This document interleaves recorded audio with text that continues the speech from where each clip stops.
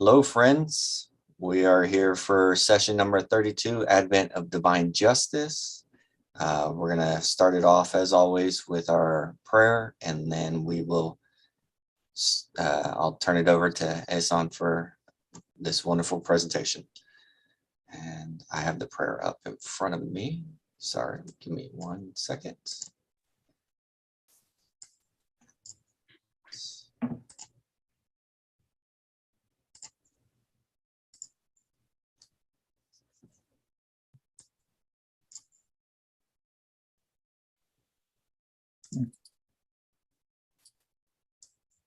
Does everyone see it, the prayer still? Okay. Oh my God, thou seest me in my lowliness and weakness, occupied with the greatest undertaking, determined to raise thy word among the masses and to spread thy teachings among thy peoples. How can I succeed unless thou assist me with the breath of the Holy Spirit?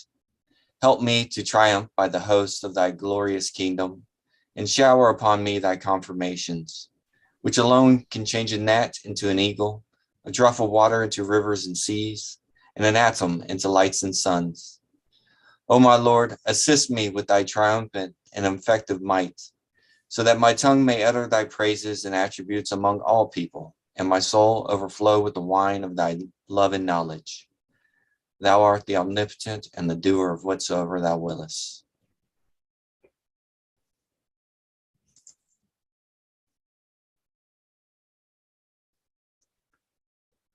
All right, good to see everyone. And now, Ehsan, I will turn it over to you, good sir. Thank you very much, Jeremiah, and welcome back, everyone. So, dear friends, we're going to pick up paragraph 81 of the Advent of Divine Justice. So the Advent of Divine Justice is the text that we've been studying. So paragraph 81 in this one starts on page 54, says, let anyone who feels the urge among the participators. Okay, and if you have this one, it says, it's on page 81. So, and it also has the paragraphs on it too. So you can easily follow along. Okay. Also, if you have this older version, okay, it's paragraph 81 starts on page 45. Okay. Let anyone who feels the urge. That's where we're starting. Okay, so let me share our screen so we can get back into it and get into to study for today. This is going to be an exciting presentation. I pulled some audio visual resources on this part so we can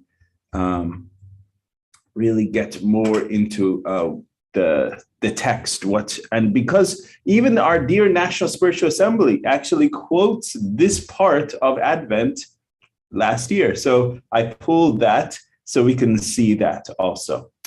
Okay, so these are the paragraphs that understudy, paragraphs 81 through 86. And the beloved guardian in this section is now addressing enhancing community diversity. This is pivotal to enrich the dynamics of community life. And remember what the beloved guardian here has been talking about. He's been talking about teaching the cause. And so now the beloved guardian is saying to really have effective teaching, you have to have an enhanced community diversity. So then the beloved guardian also addresses the 3 stages of the teaching plan, as well as the second phase of the 7-year plan, okay? So these are the major topics that will be addressed in these paragraphs, okay? So let's actually get into it so then we can read them as well as then study them deeply. So I'll read the first paragraph and then we'll go around, okay? Let's do that. Paragraph 81.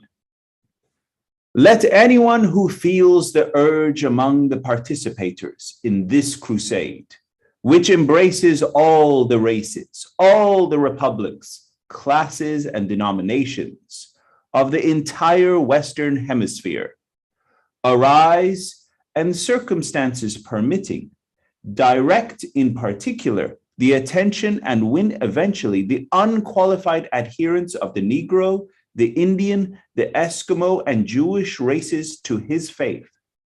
No more laudable and meritorious service can be rendered this cause of God at the present hour than a successful effort to enhance the diversity of the members of the American Baha'i community by swelling the ranks of the faith through the enrollment of the members of these races.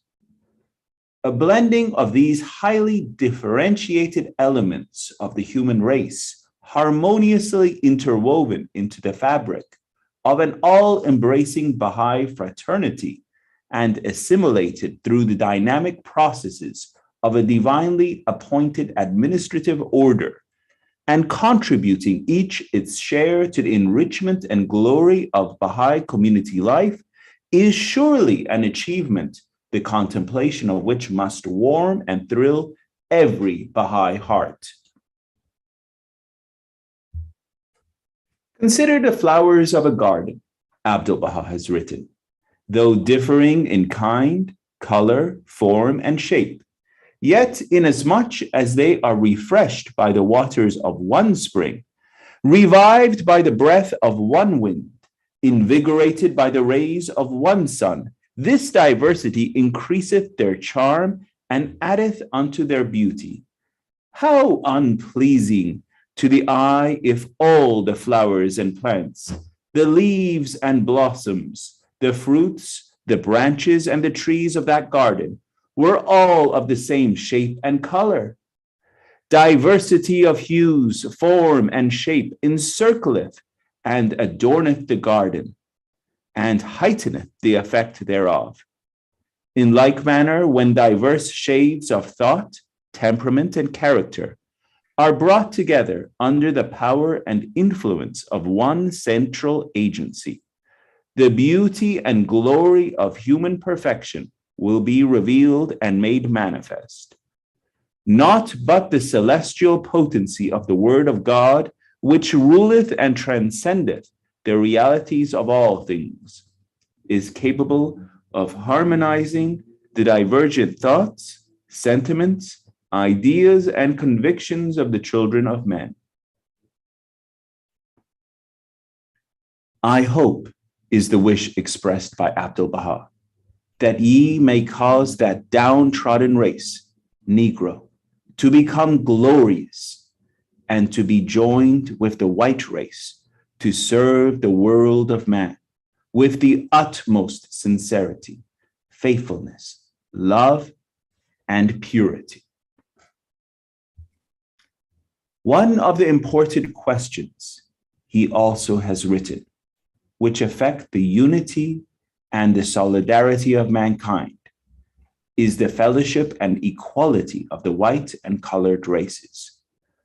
You must attach great importance, writes Abdu'l-Baha in the tablets of the Divine Plan, to the Indians, the original inhabitants of America.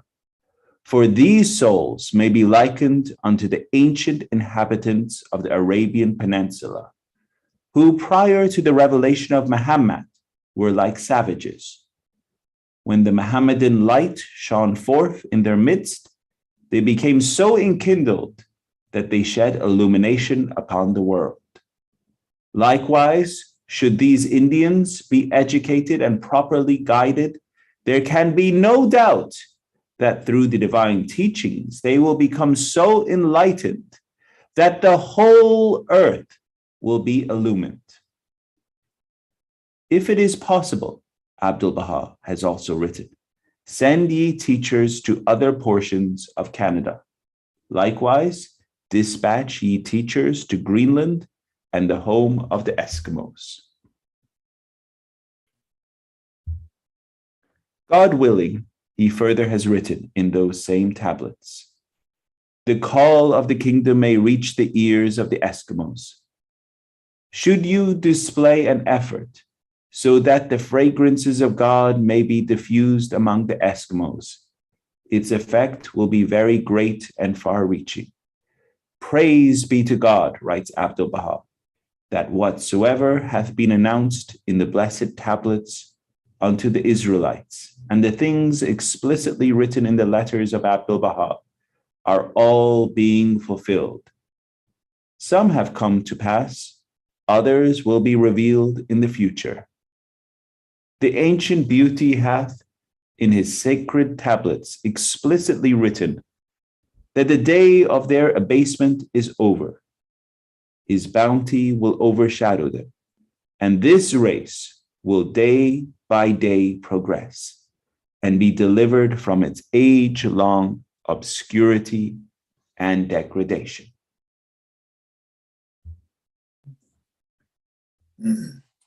All right, dear Scott, go for it. Sure. Let those who are holding administrative positions in their capacity as members of either the National Spiritual Assembly or of the national, the regional, or local teaching committees continually bear in mind the vital and urgent necessity of ensuring within as short a time as possible the formation in the few remaining states of the North American Republic and the provinces of the Dominion of Canada of groups, however small and rudimentary, and of providing every facility within their group power to enable these newly formed nuclei to evolve swiftly and along sound lines into properly functioning, self-sufficient, and recognized assemblies. To the laying of such foundations, the erection of such outposts, a work admittedly arduous, yet sorely needed and highly inspiring, the individual members of the American Baha'i community must lend their unstinted, continual, and enthusiastic support. Wise may be the measures which their elected representatives may devise, however practical and well-conceived the plans they formulate, such measures and plans can never yield any satisfactory results unless a sufficient number of pioneers have determined to make the necessary sacrifices and to volunteer to carry these projects into effect. Very well read. Thank you. Carry on, dear Scott. Sure. To implant once and for all the banner of Baha'u'llah in the heart of these virgin territories, to erect the structural basis of his administrative order in their cities and villages, and to establish a firm, permanent anchorage for its institutions in minds and hearts of their inhabitants, constitute, I firmly believe, the first and most significant step in the successive stages through which the teaching campaign inaugurated under the 7-year plan must pass. Whereas the external ornamentation of the Mashriq al-Ashkar under the same plan has now entered the final phase in its development, the teaching campaign is still in its initial stages and is far from having extended effectively its ramification to either these virgin territories or to those republics that are situated in the South American continent. The effort required is prodigious. The conditions under which these preliminary establishments are to be made are often unattractive and unfavorable. The workers who are in a position to undertake such tasks limited, and the resources they can command meager and inadequate. Thank you. And another one. Sure. And yet, how often has the pen of Baha'u'llah assured us that, quote, should a man all alone arise in the name of Baha and put on the armor of his love, him will the Almighty cause to be victorious, though the forces of earth and heaven be arrayed against him, unquote. Has he not written, quote, by God, besides whom is none other than there is none other God, should anyone arise for the triumph of our cause, him will God render victorious, though tens of thousands of enemies be leagued against him. And if his love for me wax stronger, God will establish his ascendancy over all the powers of earth and heaven, unquote. Consider the work of former generations, Abdul Baha has written. During the lifetime of Jesus Christ, the believing, firm souls were few and numbered, but the heavenly blessings descended so plentifully that in a number of years, countless souls entered beneath the shadow of the gospel. God has said in the Quran, one grain will bring forth 7 sheaves, and every sheaf shall contain 100 grains. In other words, one grain will become 700, and if God so wills it, he will double that also. It has often happened that one blessed soul has become the cause of the guidance of a nation. Now we must not consider our ability and capacity. Nay, rather, we must fix our gaze upon the favors and bounties of God in these days. Him who has made of the drop a sea and of the atom a sun. Excellently read. Thank you, dear Scott. And the last part. Let those who resolve to be the first to hoist the standard of such a cause, under such conditions and in such territories, nourish their souls with the sustaining power of these words, and putting on the armor of his love, a love that must wax stronger as they persevere in their lonesome task, arise to adorn with the tale of their deeds the most brilliant pages ever written in their country's spiritual history. There we are, paragraph 82. All right. Miss Rose, could you read paragraph 83?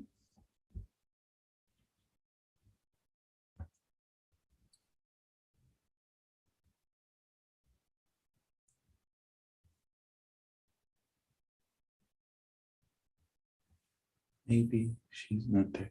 Jeremiah, how about? I'll read. Excellent. Thank you, dear Jeremiah. Thank you so much.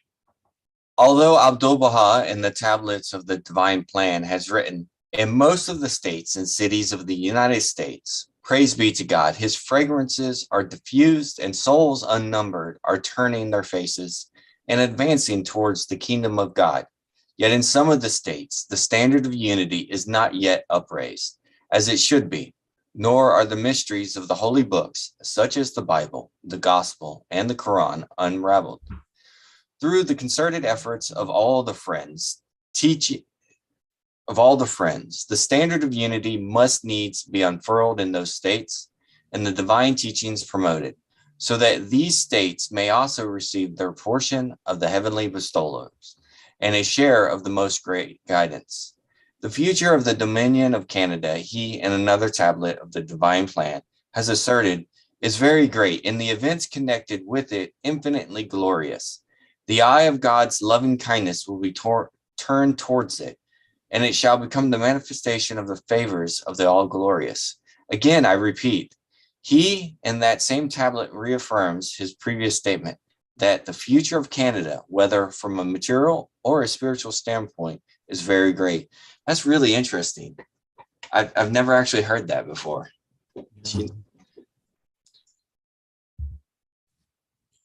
No sooner is this initial step taken, involving as it does the formation of at least one nucleus in each of these virgin states and provinces in the North American continent, then the machinery for a tremendous intensification of Baha'i concerted effort must be set in motion, the purpose of which should be the reinforcement of the noble exertions which only a few isolated believers are now making for the awakening of the nations of Latin America to the call of Baha'u'llah.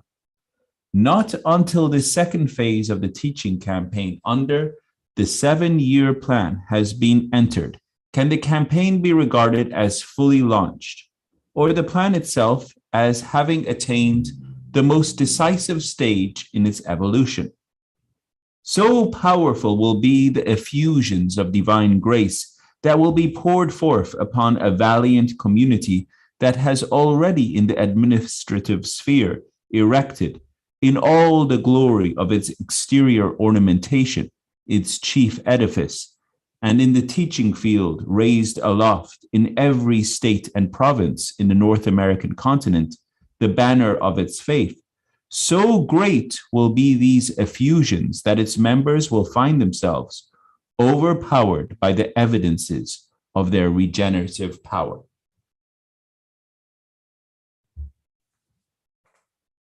In paragraph 85, the Inter-America Committee must, at such a stage, nay, even before it is entered, rise to the level of its opportunities and display a vigor, a consecration, and enterprise as will be commensurate with the responsibilities it has shouldered. It should not for a moment be forgotten that Central and Southern America embrace no less than 20 independent nations, constituting approximately 1/3 of the entire number of the world's sovereign states, and are destined to play an increasingly important part in the shaping of the world's future destiny. With the world contracting into a neighborhood, and the fortunes of its races, nations, and peoples becoming inextricably interwoven, the remoteness of these states of the Western Hemisphere is vanishing, and the latent possibilities in each of them are becoming increasingly apparent. And our last paragraph. Jeremiah, could you read paragraph 86? With this second stage in the progressive unfoldment of teaching activities and enterprises, under the 7-year plan is reached and the machinery required for its prosecution begins to operate, the American believers, the stout-hearted pioneers of this mighty movement, must, guided by the unfailing light of Baha'u'llah and in strict accordance with the plan laid out by Abdul Baha, and acting under the direction of their National Spiritual Assembly and assured of the aid of the Inter-America Committee, launch an offensive against the powers of darkness, of corruption, and of ignorance, an offensive that must extend to the utmost end of the southern continent and embrace within its scope each of the 20 nations that compose it. Wow. That's really, Jeremiah. I mean, that's really neat. Sorry, I was having a hard time reading it, but it. Yeah. So absolutely. Here we are, paragraphs 81 through 86. We just went through them. And as you saw, some of them are longer than others. And so now paragraph 81, the beloved guardian is laying it out. He is saying what we need to do as the American Baha'i community. He says, let anyone who feels the urge among the participators in this crusade. And what crusade is this? The Double Crusade, right? And this Double Crusade is first the transformation of the inner life of the Baha'i community, and then transformation of the external community. And he's saying, let anyone who feels the urge among the participators of this crusade, which embraces all the races, all the republics, the classes, denominations of the entire Western Hemisphere, do what? We should arise and, circumstances permitting, direct in particular the attention and win eventually the unqualified adherence of who? This is the beloved guardian speaking. So this is who we should focus our attention on to teach. This is who he says. He says the attention of the Negro, the Indian, the Eskimo, and the Jewish races. Then the beloved guardian states, no more laudable and meritorious service can be rendered the cause of God at this present hour. There's nothing more praiseworthy in this. The beloved guardian is saying there's nothing more praiseworthy than bringing these specific groups under the fold of Baha'u'llah. And he says he says at this present hour, then a successful effort to enhance the diversity of the members of the American Baha'i community by swelling the ranks of the faith through the enrollment of the members of these specific races, namely the Negro, the Indian, the Eskimo, and the Jewish races of the faith. I just want to point out, this is the fourth time the beloved guardian is using the word Negro, and many friends are like, might see that as offensive in this day and age, okay? The Universal House of Justice in 2021, and I've actually included the letter from the Supreme Body, actually wrote a letter on the usage of this word, okay? And I've included in this presentation, so all the friends can read that from the Supreme Body. The terminology of usage, remember this was written in 1938 and it was quite acceptable at that point in time. And that's why I wanted the friends to read that letter from the Supreme Body. So it's will be presented during the course of the study, okay? So this is the call from the beloved guardian to enhance community diversity, enhance the richness and flavor of our community. And then carrying on in paragraph 81, he says, consider the flowers of the garden, quoting His Holiness Abdul Baha. He says, if all the flowers of that same garden were of the same color, or it would lack the richness, right? Though differing in kind, form, and shape, inasmuch as they are refreshed by the waters of one spring, revived by the breath of one wind, invigorated by the rays of one sun. This diversity increaseth their charm and addeth unto their beauty. This is our human family, our human garden. We're all enriched by the same Lord. And then His Holiness Abdul Baha states, how unpleasing to the eye if all the flowers and plants, the leaves and blossoms, the fruits of the branches and trees of the garden were all the same shape and color. Diversity of hues, form, and shape enricheth and adorneth the garden and heighteneth the effect thereof. So here the beloved guardian is quoting Abdul Baha, saying the garden needs to have that diversity for enrichment.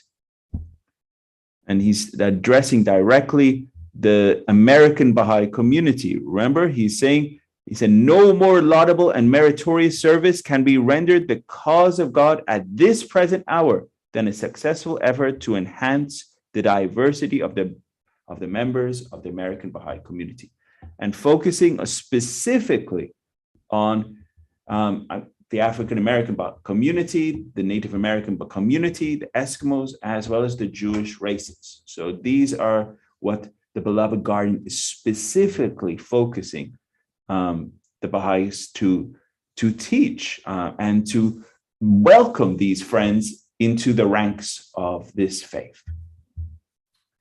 Then the beloved guardian, again in paragraph 81, says another community here. One of the important questions he also has written, which affect the unity and solidarity of mankind, is the fellowship and equality of the white and colored races.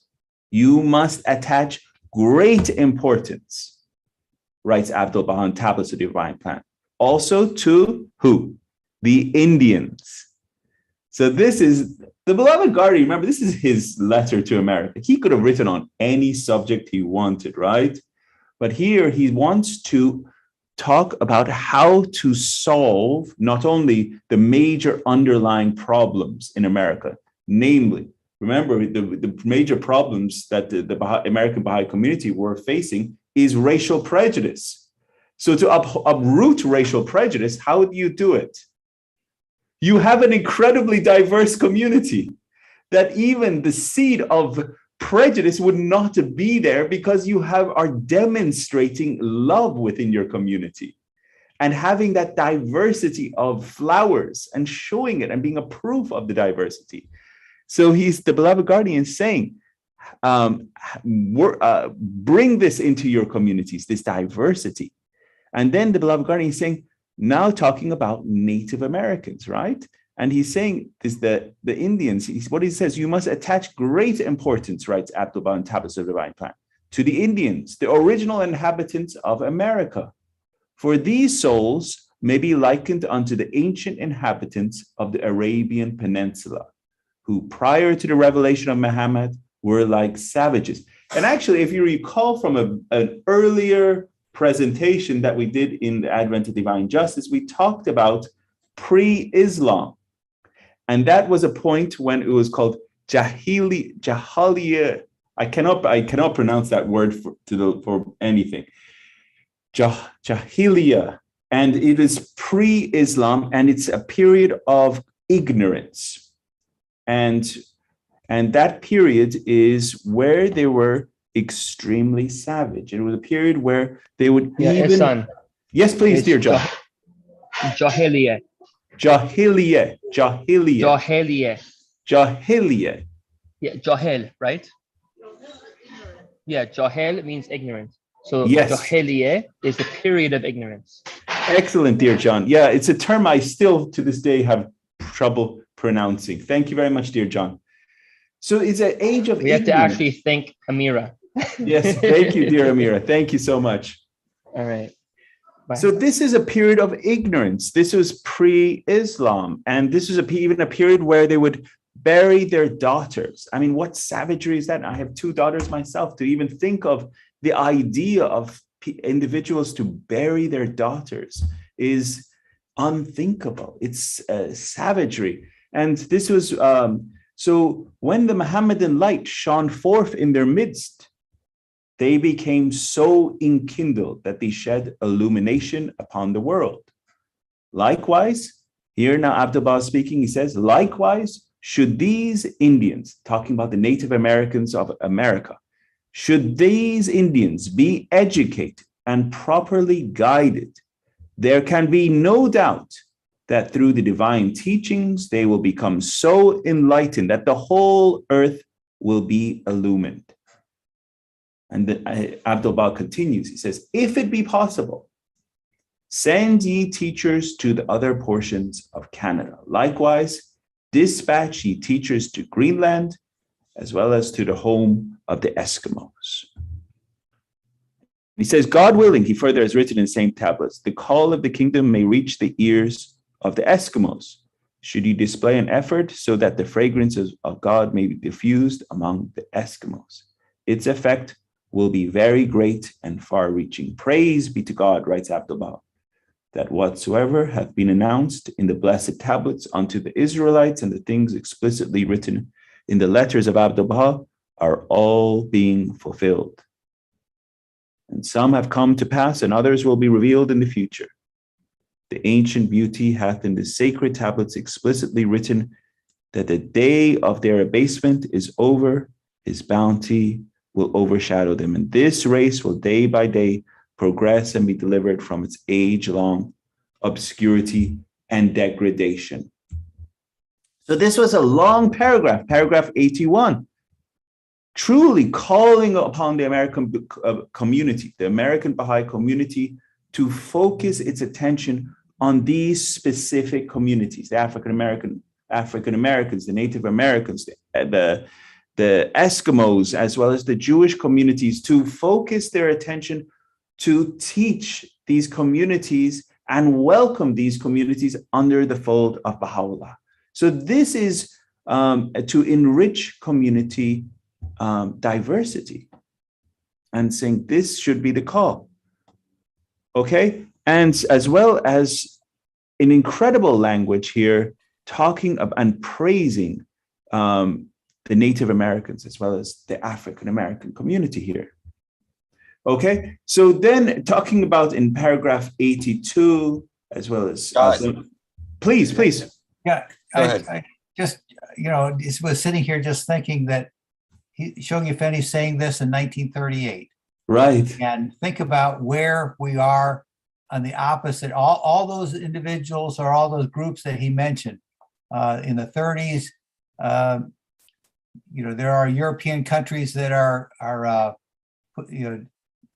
separating all of these individuals. The Jewish individuals were being put into concentration camps, or at least by that time were being excluded from some things. You had some religious individuals who were trying to bring Native Americans and maybe Eskimos, what they thought was into the societal aspect of it, and they were trying to put them in schools. We're now learning, but many people knew this. The terrible things were happening to children that were in some of these schools, and they were trying to beat, if you will, the Native American and the Eskimo life out of them in order to have them become part and assimilate. And those individuals wanted them to be more white, if you will, more like the white man. And here Abdu'l-Baha is saying, Shoghi Effendi here is, we need to diversify the white individuals in this area with the beauty of those other races. So just completely different thought process here, which really shows where the values of the faith were. And even then, some of the white believers might have had challenges with that because they may have absorbed some of the thoughts from their neighbors and friends. So it's an excellent observation. And I want to scroll back to highlight on what dear Scott said. So every one of these groups, African Americans, Native Americans, the Eskimos up in Canada, as well as the Jewish races, each have been demonized and throughout history.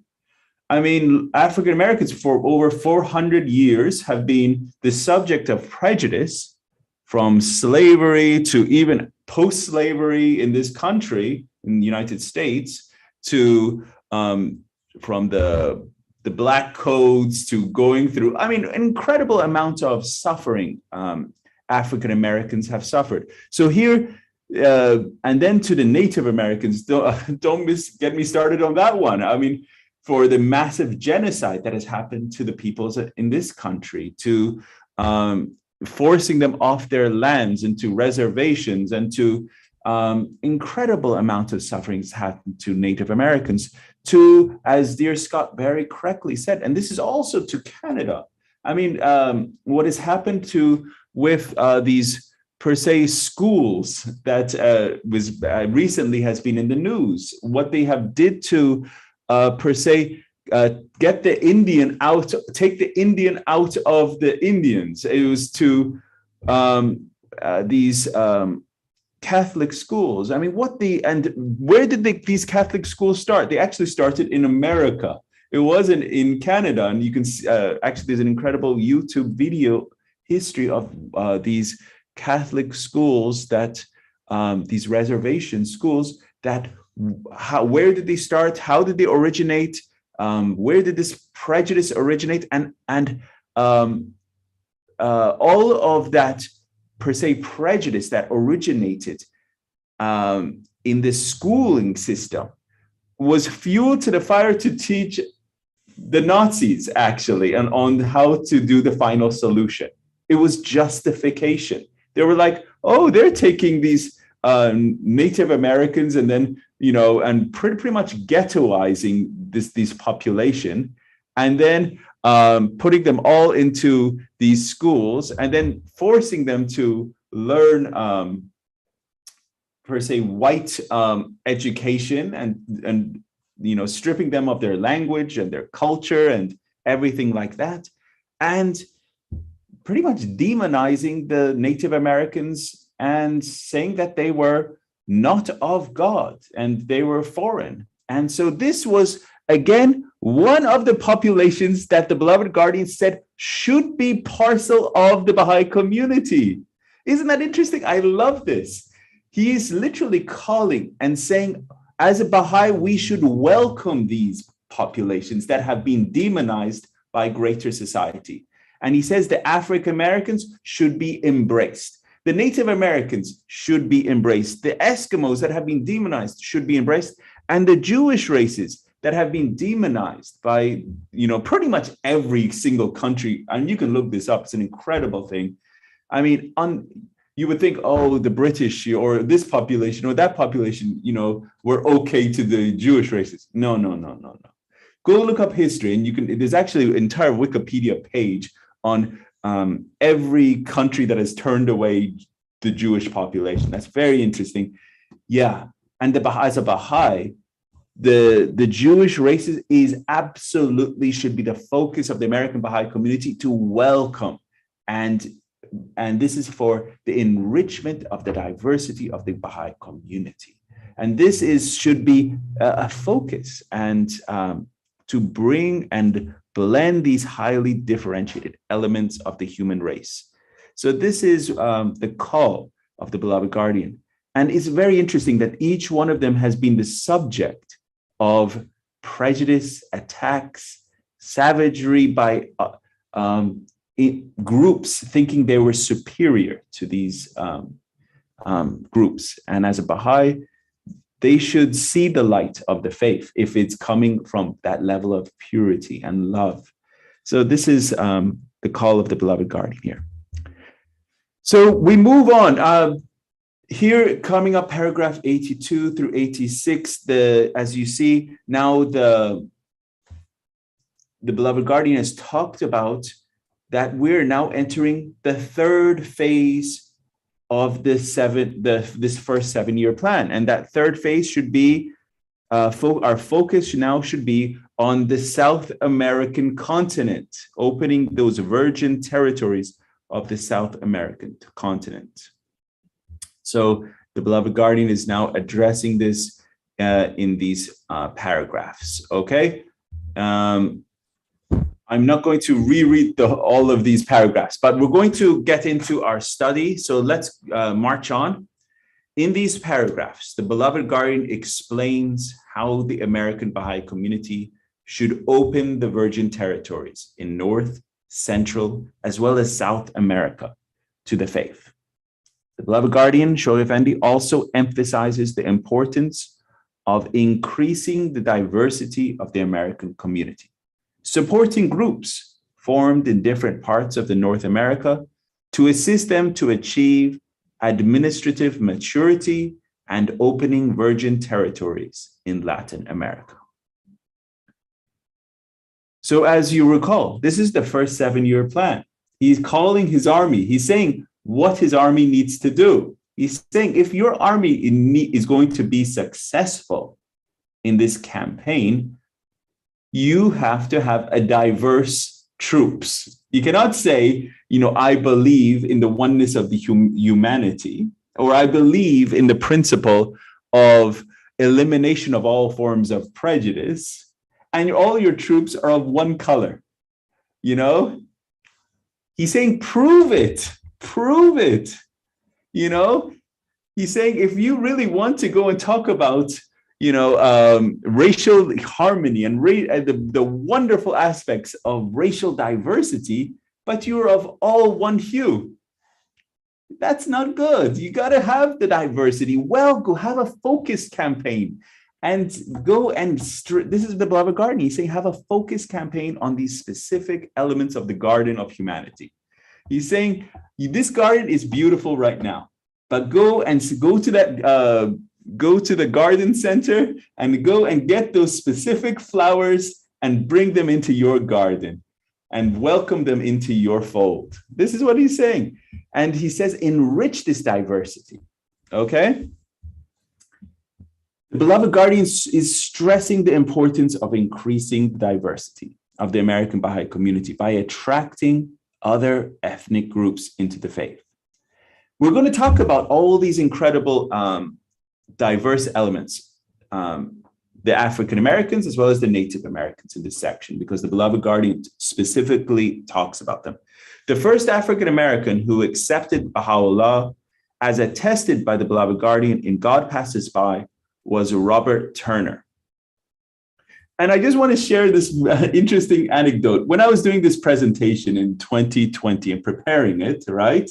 And I was reading up on Robert Turner. I came across his gravestone, and it was, it's a very simple gravestone marker. It says Robert Turner Baha'i. That was it, right? Nothing beautiful about it or grandiose. And he actually has the title of disciple of Abdul Baha. He's one of the 19 disciples of Abdul Baha.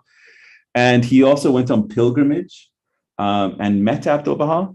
And so I was like, this incredible individual, the first African-American Baha'i, he should have more of a significant resting place than just this marker.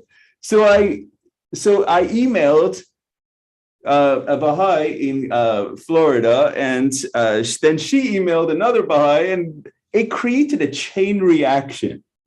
And as we know, to this day, our dear friend Masood Olafani has been, the National Spiritual Assembly has approved his design for the marker. And so it's you never know how things start and where they go from, and it all takes that individual love. It was my love for Robert Turner and the respect for him that it created a chain reaction. And this is how these things unfold. And an African-American Baha'i who played a major role in race relations was also Louis Gregory. And every one of these dear friends, Louis Gregory, I encourage you to read and study his life. This is a Baha'i that after his encounter really with Abdu'l-Baha was a transformed individual. He was a fire and so courageous, so courageous. He went through the South, and this was a period during the South that, God, if you opened your mouth as an African Americans going through the South, that's a death sentence. And he was so emblazed that he just wanted to teach the faith, that the beloved guardian sent a white Baha'i to accompany him. And you can read this in the Baha'i News. And so a white Baha'i was accompanying Louis Gregory as he went in teaching throughout the South. But this white Baha'i was so awestruck by the presence of Louis Gregory that most of the time he was quiet. And Louis Gregory, his presence and his would immediately disarm, and his words, his love, his kindness would disarm anyone that was antagonistic to the faith, or have that racial prejudice that would be antagonistic. It was his presence of love and his words of kindness that would immediately disarm. And you can read this in Baha'i News, and it's the travels of Louis Gregory and how he marched up and down the South, the real heart of the South, and teaching the cause. An incredible individual is Louis Gregory. And I encourage you to read his life. Since the 1940s, an increasing number of Native Americans have been attracted to the Baha'i faith. And this is another one of the groups, as the beloved guardian is focus on Native Americans. The beloved guardian also emphasizes that Baha'i groups formed in various states of North America must be strengthened and supported to evolve into fully functioning assemblies. And at the end of the first 7-year plan, the beloved guardian, Shoghi Effendi, announced that the structural basis of the administrative order of Baha'u'llah was firmly established in every state of America and province of the Dominion of Canada. So that was one of the goals of the first 7-year plan. So a spiritual assembly in every province, in every state of the America, as well as in every province of Canada. That was one of the goals of the first 7-year plan. Dear Scott, do you remember one of the other goals of the first 7-year plan? So there were 3 goals. So this was one of the goals of the first 7-year plan. Do you remember another one of the goals? I don't not right now. Do not. So it was the exterior ornamentation of the Mashal Askar. So this was another one of the goals, okay, of the first 7-year plan, to completion of the exterior ornamentation of the Mashal Askar, also called the central edifice, the house of worship in Wilmette. So this was another one of the goals. And the third goal, now the beloved guardian is saying it's now entering this phase of the first 7-year plan, which is the awakening of the nations of Latin America to the call of Baha'u'llah. So this is now we're entering into the second phase of the first 7-year plan, okay? So now let's get into it. I love this section because the whole advent of divine justice is timely. But it's so incredible. In last year, the National Spiritual Assembly wrote a letter specifically on this paragraph 81, okay? And we're going to, I actually have the recording and presentation of that letter. And so today we're going to see it, this presentation, and study upon it. So it's going to be very interesting. So in paragraphs 81, and I say paragraph, it's really paragraph, but it's such a long paragraph that's why I put paragraphs, I guess. The beloved guardian stresses the importance of increasing the diversity of the American Baha'i community by attracting African Americans, the American Indians, the Eskimos, and the Jews, and other ethnic groups into the faith. The beloved guardian Shoghi Effendi considers the blending of such diverse groups of people into the Baha'i community and assimilating them in the Baha'i administrative order as a major achievement. The history of the American Baha'i community shows that increasing the diversity of the community has been an unceasingly pursued goal. So this should be front and center, as they say, front and center goal of every local spiritual assembly, front and center goal of every community, attracting these specific groups. So every local spiritual assembly should be, how can we enhance community diversity? What are we doing as a teaching project to focus?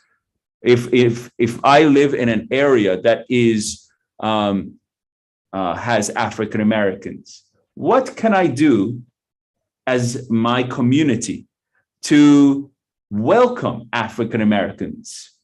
And the focus should be not to per se teach African Americans. First, we have to be welcoming them, loving them, learning about African Americans, embracing their culture and diversity and richness, understanding of where and what sufferings as a community they have undergone. So you're not walking in blind and trying to, because if you go with the, okay, I'm trying to teach you, so you come to my meeting and then I teach you this and this and this, then, that is not, as they say, if you, that is lacks honesty, it lacks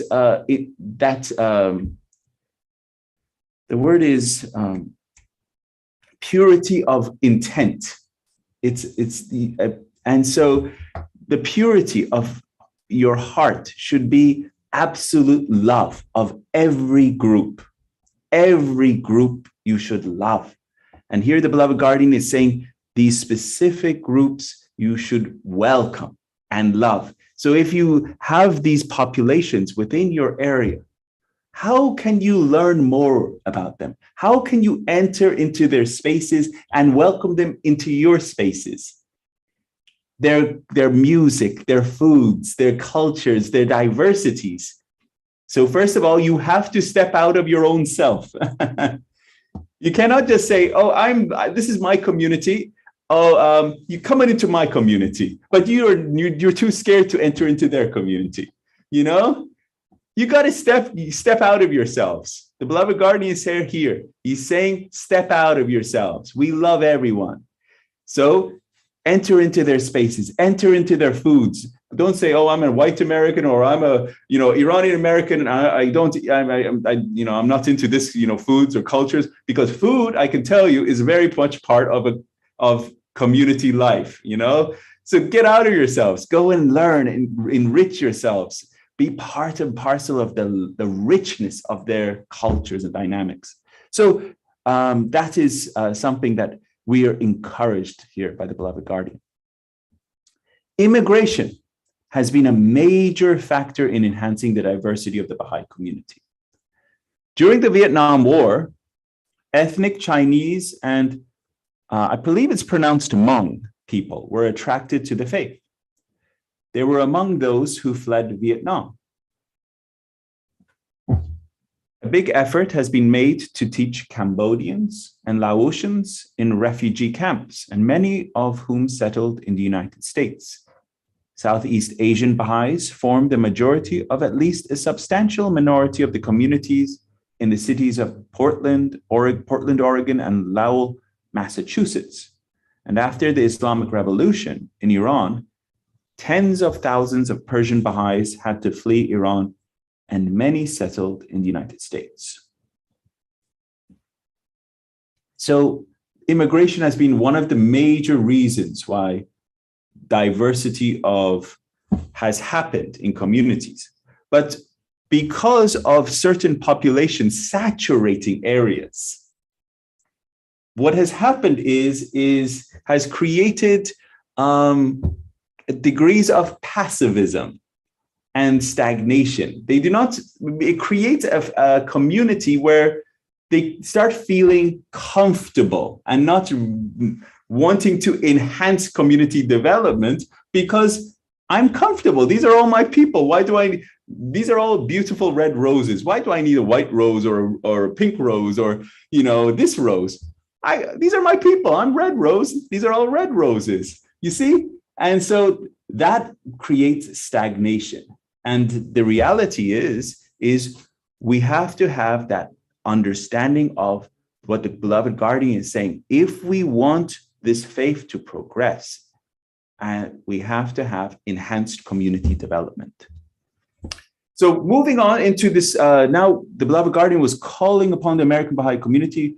First, he mentioned the Negro. I'm using his terminology, African Americans. He first mentioned African Americans. The first African American to accept Baha'u'llah as attested by the beloved guardian and God Passes By was Robert Turner. And we find the reference here, page 259.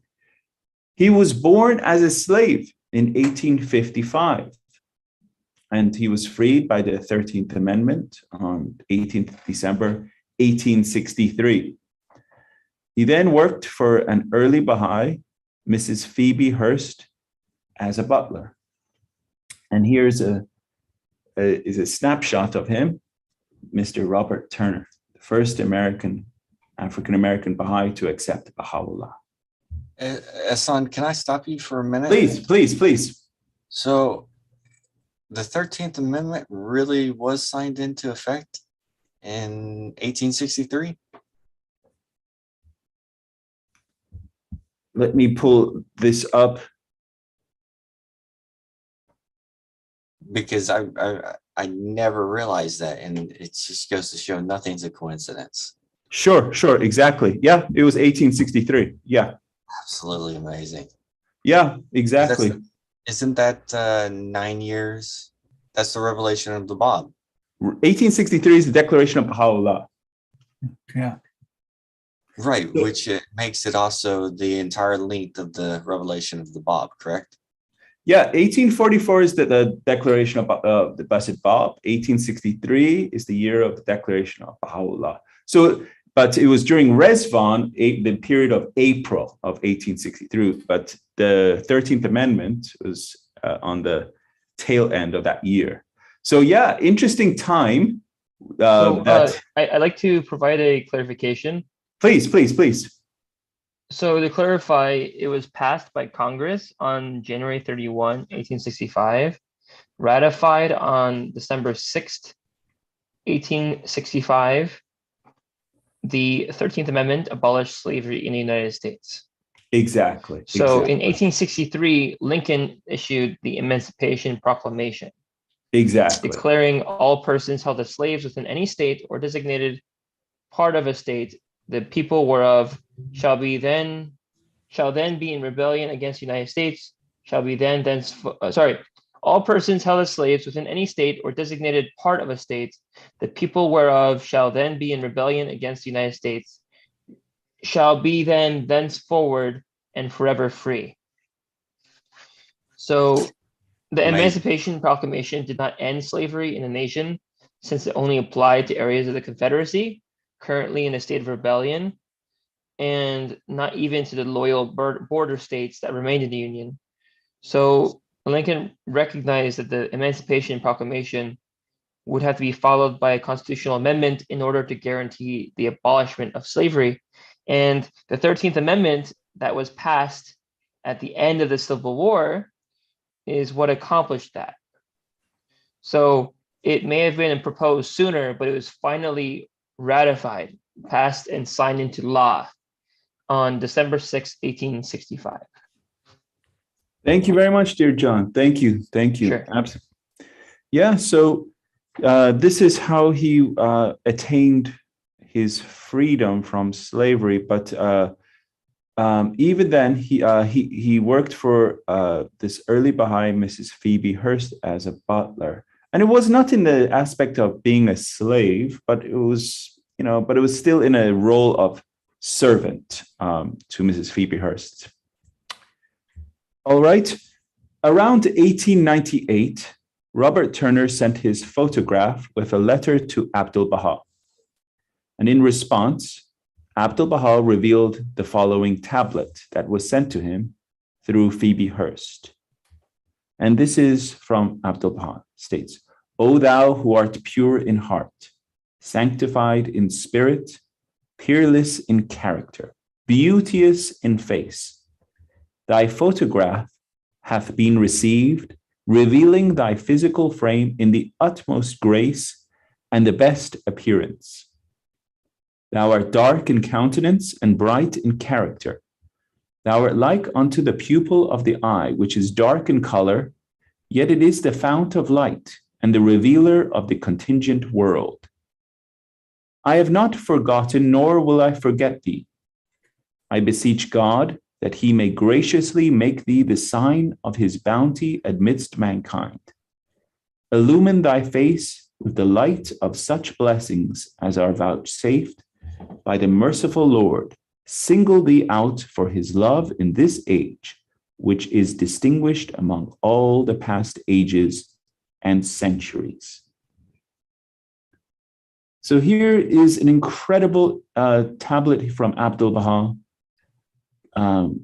in this short verses, giving Robert Turner a station here, not only pouring his love on Robert Turner, but saying, "Thou art like unto the pupil of the eye." And so this is a very common appellation and title in the African American Baha'i community, the pupil of the eye, which as an African American, this is the title that as an African American should aspire to be the pupil of the eye, where light passes through. You see, so this is an incredible title to aspire to, and he's saying that you are like unto the pupil of the eye, yet it is the fount of light and the revealer of the contingent world. And so an incredible appellation he pours on Robert Turner. Robert Turner was with the first Western pilgrims, including Edward and Lua Getzinger, Mrs. Thornborough Cropper, and Phoebe Hearst, who visited Abdu'l-Baha in the Holy Land in December of 1898. And you can see him, that's him standing right there, Robert Turner. Abdu'l-Baha showed a great deal of affection and love to Robert Turner, contrary to the interracial relationship in the West at that time. The beloved guardian has named Robert Turner as one of the 19 disciples of Abdu'l-Baha. And so you can see this is the party that went on pilgrimage to visit Abdu'l-Baha. This is the historical photo. 1898, you can see Robert Turner, the first African-American Baha'i, and also disciple of Abdu'l-Baha. There's Ann Apperson, the niece of Phoebe Hearst, Julia Pearson. This is Mrs. Hearst's assistant and tutor for Agnes Lane, Mrs. Hearst's youngest cousin. There is, as you can see, this is Ibrahim Khairullah. We studied about him earlier.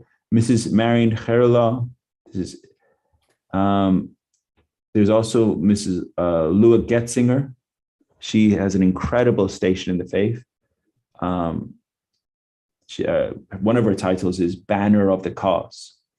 And on the right, you can see the second daughter of Ibrahim Khairullah.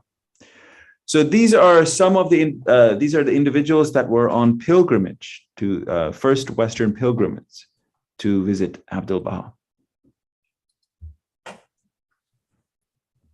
This is from Richard Thomas, a wonderful, wonderful scholar of the Baha'i faith. His notes in his book that he wrote, African American Bahá'ís, Race Relations and the Development of the Baha'i Community in the United States. This is what he wrote. He said, Robert Turner opened the way for African Americans, particularly women, to enroll in the faith.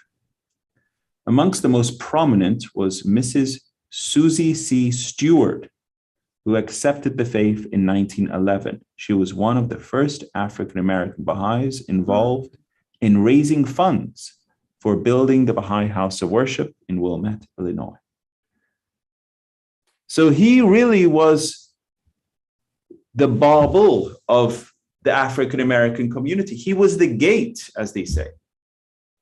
He was the door to the African American Baha'i community. He was the first. An incredible station. He was the disciple of Abdul Baha, and Abdul Baha showered upon him such love. He is the pupil of the eye. The Baha'i Temple here, you can see, consists of a steel superstructure on which ornate precast concrete panels are hung. And I encourage all the friends to visit the House of Worship there. If you have not, and even if you have, visit it again. It's an incredible experience to visit this Mashal Askar, the dawning place of God. It's an incredible place to visit and to say your prayers. It's a site of meditation and reverence. So we mentioned this individual, Louis Gregory. So I'll let our dear friend Scott read this slide. Sure. An African-American Baha'i who played a major role in race relations was Louis Gregory, who joined the Baha'i community in 1909. Soon after accepting the faith, he confronted the racial segregation in the Washington, D.C. Baha'i community. He wrote to His Holiness Abdul Baha at the same time, and in response, Abdul Baha wrote back, quote, I hope that thou mayest become the means whereby the white and colored people shall close their eyes to racial differences and behold the reality of humanity, unquote. Louis Gregory dedicated his life to serving the faith as an administrator, teacher, and promoter of race amity for decades. Star of the West. He was a member of the National Spiritual Assembly of the Baha'is United States. He was elevated also to Hand of the Cause of God. Incredible, incredible individual. Encourage you to study his life.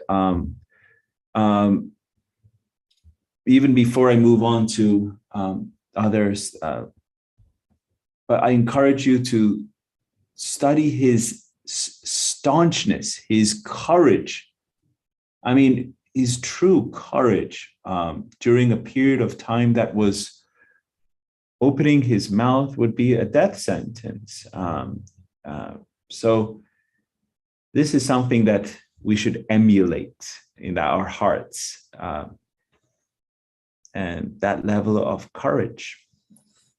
So just want you to, when we say how, there was a question in a past session, someone asked, said, Ehsan, how do you develop that fire of the love of God? How do you develop that intensity? How do you develop that in you? Read, study. And it's not just reading the creative word, sure, but there's so many examples that have studied the creative word and that fire is been enkindled in their hearts. And Louis Gregory was one of them. He entered the presence of Abdul Baha and was recreated. And when he came back from his pilgrimage with visiting Abdul Baha, he was a new creation. He was he was just on fire, and nothing could quell that fire. And so I encourage you to read his life, his story. It's an incredible, incredible account.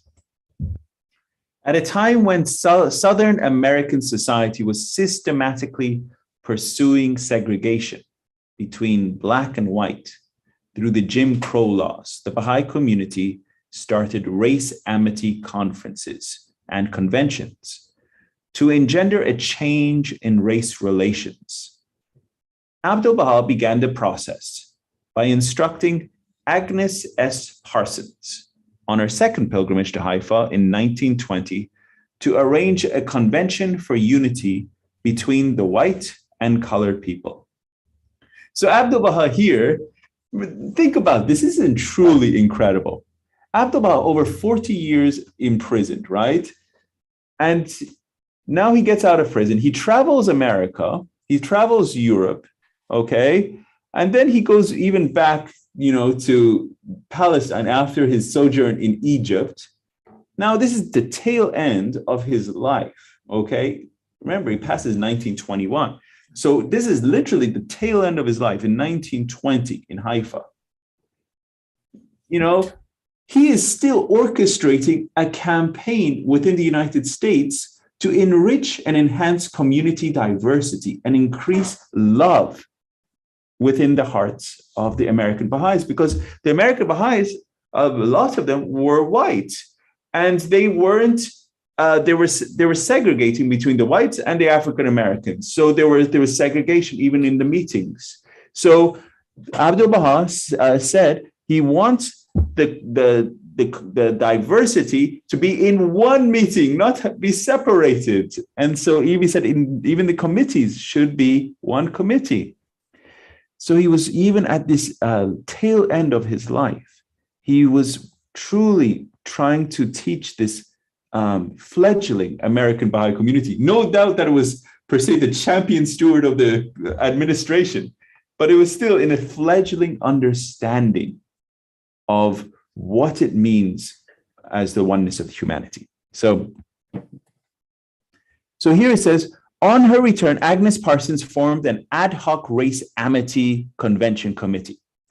The first race amity convention was held 19th through the 21st of May, 1921 at the Old First Congregational Church, Washington, D.C.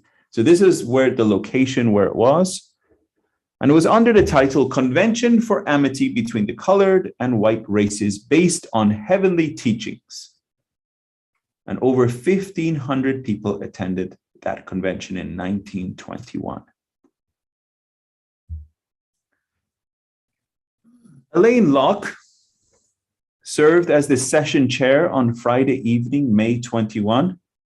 The Howard University Chorus performed, and Joseph Douglas, the grandson of the abolitionist Frederick Douglass, performed on the violin. So if you know any history, which I encourage you to learn the history of the great abolitionist, Frederick Douglass, his grandson, Joseph Douglas, was part of the university chorus and performed at the occasion when Abdu'l-Baha visited that gathering at Howard University. It's incredible. I mean, the history of the faith is very interesting of how things have happened and come about. Shortly after the success of the first Race Amity Conference, this resulted in further Race Amity Conferences from 1921 through 1936, and this was followed by the Race Unity period of 1939 through 47, comprising a wide range of race relations called initiatives. These conferences attracted African American leaders and scholars to the faith, strengthened the faith of the African American Baha'is, and enhanced interracial relationships within the Baha'i community. And there's a wonderful Baha'i scholar, Christopher Buck. I'm sure many of you know Christopher Buck. He's written many wonderful articles, presented many scholarly papers, as well as presentations at myriad different conferences. And so One of his articles here, The Baha'i Race Amity Movement and the Black Intelligentsia in Jim Crow America, is one of them. Also, Richard Thomas, another wonderful American Baha'i, his book, African American Baha'is, Race Relations and the Development of the Baha'i Community in the United States. You can find that. The abstract is also online. And so this is, they have researched extensively on the development of the African American Baha'i community. So really, it was really almost post Advent of Divine Justice. You can see from 1939, there was really a massive focus, and as you see, period of 1939 to 47. December 25th, 1938, right? This is when it was written. So the period is from 1939 through 47. The Baha'i community started focusing on African American Baha'i community, on the African American Baha'i. I keep saying African American Baha'is, on African American population. Okay, so this was suddenly became a focus. The second Race Amity Convention was held December 5th through 6th, 1921. So we're scrolling back a little bit, but I just wanted, because this was the second convention.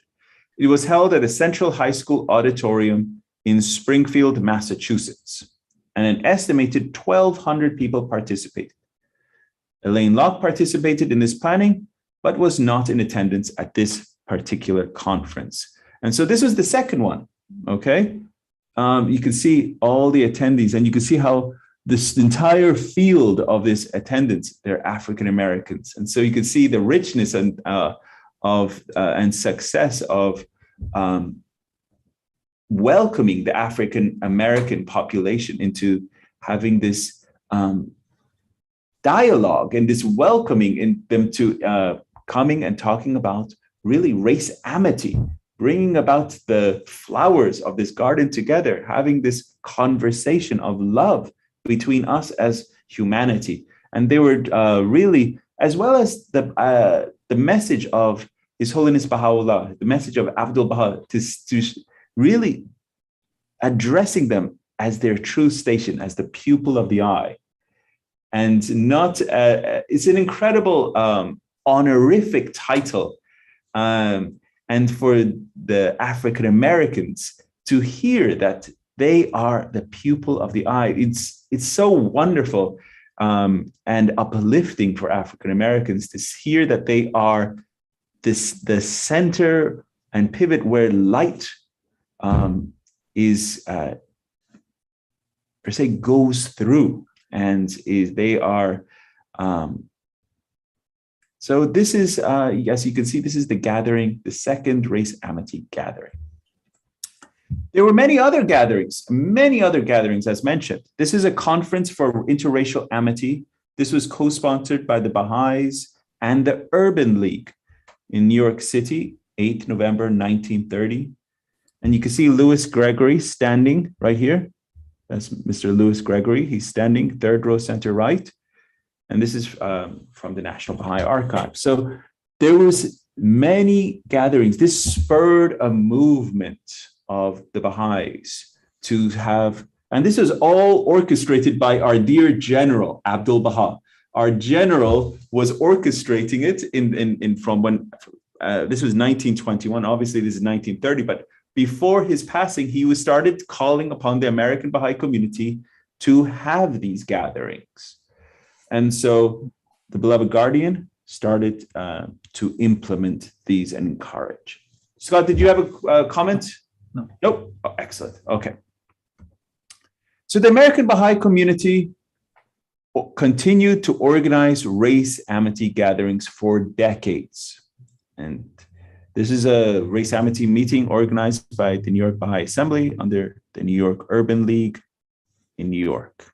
So you could see they were having these gatherings one after another, and they were also aligning with like-minded organizations, as here you see the Urban League in New York City. So they would find out who is a like-minded organization, and they would align with them and welcome them to Baha'i gatherings and having these race amity gatherings. And so this was against the social norms of that time, as there was segregation at that point in time.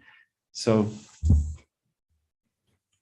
there was also many other gatherings. During these gatherings, children would also be integrated.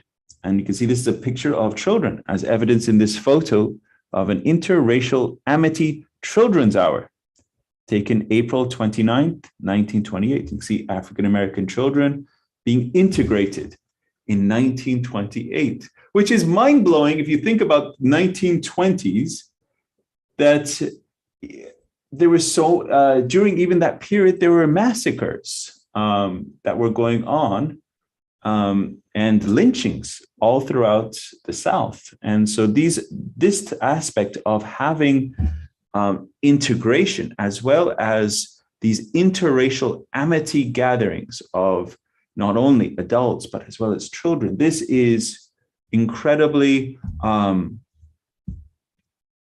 revolutionary. It is a revolutionary type of ideology that was the faith stood for and stands for. So such initiatives resulted in significant increase in the number of African American Baha'is. There were only 2 African American Baha'is in 1899. However, membership grew to 5% of the community by 1936, and this number rose to around 30% of the community of the American Baha'i community in the early 1970s, when the faith was taught to rural populations, especially in South Carolina. So the population of the African American Baha'i was getting over to around 30%. Shows the purity of their heart and readiness of the principles of the oneness of humanity. And so over getting to close to 30%. So what happened? What happened? Okay, before we move on to that slide. So what happened was, now after 1979, there was a sudden influx of Baha'is from the Iranian Revolution, the Persian, and so the Persians changed the dynamic of many of these communities. And so what happened is the flow of the focus on teaching these certain populations started to lose focus. So I just wanted to share this. This is a letter, because remember, throughout the Advent of Divine Justice, three times before we've mentioned this word Negro. And in this section, we mentioned it twice, okay? So the total number of times Negro is mentioned in Advent of Divine Justice is 5. So I wanted to share this letter, January 3rd, 2021, from the research department.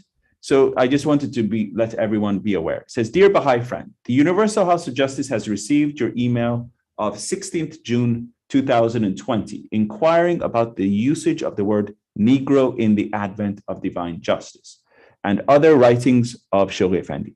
We have been asked to convey the following and regret the delay in our reply on account of the pressure of work at the Baha'i World Center. People of African descent in the United States have referred to themselves using various terms which have changed over time.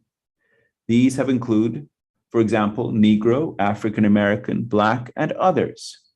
The Guardian wrote his works from the 1920s to the 1950s. During this period, Negro was considered the proper English language term when referring to those of African origin. For instance, Negro was used by major leaders of the civil rights movement in the United States up to the 1960s. It was later replaced by other terms, so it is now generally viewed as being out of date, and some may even find the term offensive. When publicly making reference to the passages from the Guardian that contain this term, Baha'is can prevent misunderstandings by selectively quoting relevant portions, summarizing the key concepts, or providing the historical context if using the exact text. With loving Baha'i greetings, Department of the Secretary." So I wanted to include that, dear friends. So everyone is brought up to speed on that terminology. Okay, now the other population. Any thoughts or comments before we move on or to Native Americans? Okay, so the other population that I'm going to highlight and focus on is Native Americans. And this is also in paragraph 81. As highlighted by the beloved guardian in paragraph 81, His Holiness Abdu'l-Baha highlights the significance of the Native Americans in spiritualizing the inhabitants of the world in the tablets of the divine plan.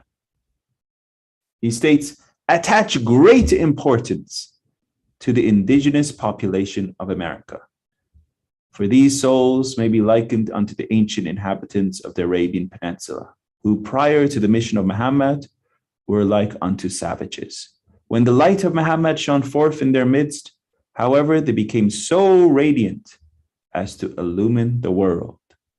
Likewise, these Indians, should they be educated and guided, there can be no doubt that they will become so illumined as to enlighten the whole world.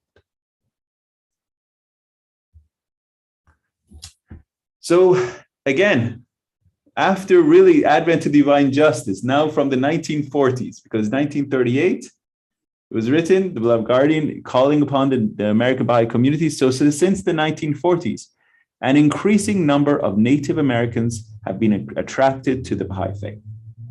Currently, there is no up-to-date statistics on the number of Native American Baha'is. Robert Stockman estimates that there were several thousand American Indian and Eskimo Baha'is in 1995, especially in rural Alaska and on the Navajo and Sioux reservations. And in an earlier statistics published in 1963 by the Hands of the Cause of God resident in the Holy Land, 83 native tribes were mentioned to be part of the North American Baha'i community. And this is a picture of the Native American Baha'i Conference. There have been various initiatives to further develop Native American Baha'i Institute that was established in 1980 as a center of Baha'i learning, with the mission of cultivating the seeds of knowledge, spiritual and cultural identity in the participants in order to serve the well-being and prosperity of children, youth, and families. So this is NABI. I'm sure some of the friends have visited this incredible and wonderful Baha'i Institute, Native American Baha'i Institute. So I just wanted to share this. This is in June 3rd, 2021, the National Spiritual Assembly sent a message to the Baha'is of the United States. And I'm going to play it here for you because it is so timely and focused on paragraph 81 of the Advent of Divine Justice. So that's why I'm going to play the entire message of the National Spiritual Assembly here, so you can hear it. Okay, here you go.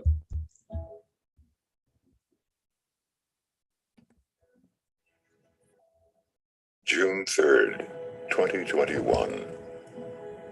To the followers of Baha'u'llah in the United States, cherished friends and co-workers, well over 100 years ago, at virtually the same moment that history would record the birth of the American century, an event of pivotal importance to its destiny took place.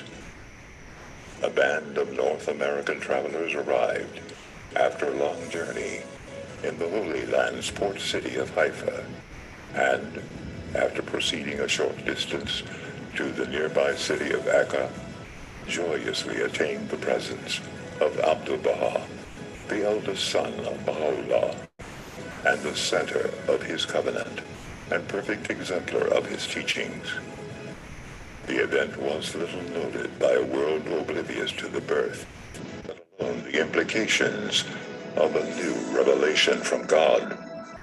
Yet the impact upon these few souls of being the one they adored as master, and in whom they experienced the very incarnation of divine love, was to have incalculable consequences for the future of their nation and for humanity itself.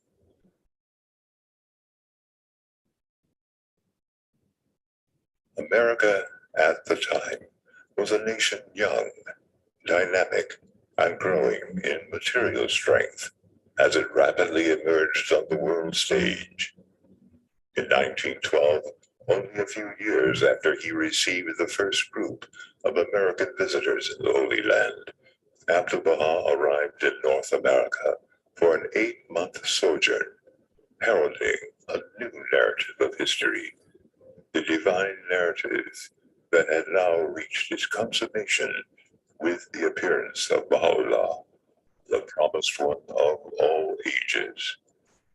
It was a narrative not of excessive national pride, but of universal justice, of love, and unity. The Master acknowledged the material attainments and the high ideals of the American nation and its people, affirming that America had a special mission and a distinctive contribution to make in world affairs. At the same time, he was uncompromising in asserting that this destiny would be founded on a far more profound basis than anything the citizens of the country had previously imagined. It would be a destiny propelled by the transformative spirit of the Baha'i teachings. Throughout the remaining years of his ministry, Abdu'l-Baha patiently helped his devoted American followers to see and face the challenges of purging themselves and their nation of the influence of materialism, moral corruption, and racial prejudice. Repeatedly and unequivocally, he stated that only by doing so would America be fitted to fulfill its special destiny to lead all nations spiritually and to usher in the most great peace.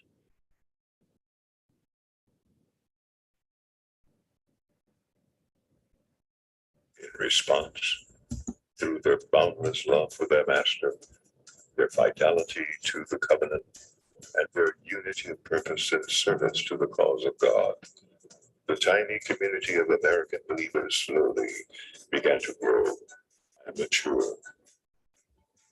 It would be an impossible task to befittingly recount within the limited scope of a single letter all the many crises and victories, the challenges and accomplishments that, taken together, comprise the storied history of this community over the course of the century since the Master's passing. Suffice it to say that we have continually been in a process of learning and building capacity. Through our efforts during the 25-year series of plans devised by the Universal House of Justice, and now recently concluded, we have established the instruments necessary to embrace and nurture multitudes of souls, and to welcome countless numbers of them in the coming years to the sheltering shade of the cause of God. As the Supreme Body's magnificent Resvon message this year made abundantly clear, the patterns of action now emerging will empower masses of people in steadily expanding numbers to seize control of their spiritual destinies. They need only to be pursued with unabated vigor and determination.